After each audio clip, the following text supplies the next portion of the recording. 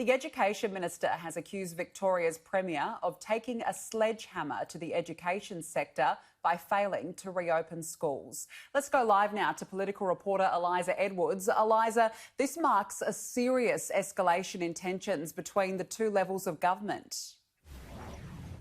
That's right, Danica. There's been a fair bit of friction over school closures since the National Cabinet process began, but those tensions certainly boiling over today. The Prime Minister wants all face-to-face learning to resume by June, but Victoria says it'll take its own path to returning kids to the classrooms. As it stands, Victorian state schools are open but are operating online learning for about 97% of students, and that's based on the advice from Victoria's Chief Health Officer, who says restarting classroom teaching too soon could hinder the state's ability to curb coronavirus transmission. The Federal Education Minister really taking issue with that stance today and levelling his criticism at Victoria's Premier.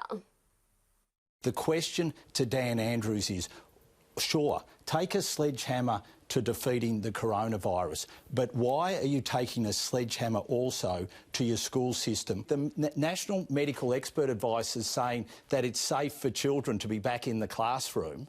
Then why wouldn't they be? This is a failure of leadership by Dan Andrews. Are you saying that the system, through the National Cabinet, is not delivering the right result? It's not, because we have one Premier in particular who is jeopardising the national consensus on this. Just minutes after that criticism, the Victorian Education Minister, or Health Minister rather, announced that a school in Epping in Melbourne will be closed for 3 days after a teacher tested positive to COVID-19. The Victorian government is now calling on the Prime Minister to clarify if he supports Dan Tehan's comments this morning. And despite that criticism, Jenny Mikakos continuing to hold the line on the schools issue. I encourage Victorian parents to continue to heed the advice of our government. We are, in fact, the government that runs our schools in Victoria. We are the government that is leading the response, the public health response that is keeping Victorians safe. If we just look to the fact today that we've had a staff member in a school test positive, I'm sure that Dan Tehan would have liked to have had that knowledge that the Premier has had, that I have had, that our Education Minister has had before making those remarks earlier today.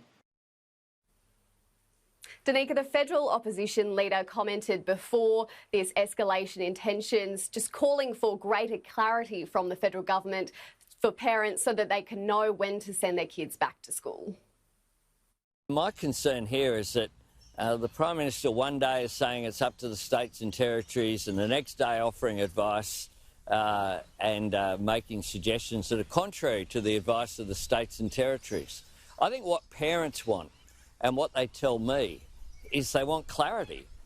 They want clear advice about when schools will go back.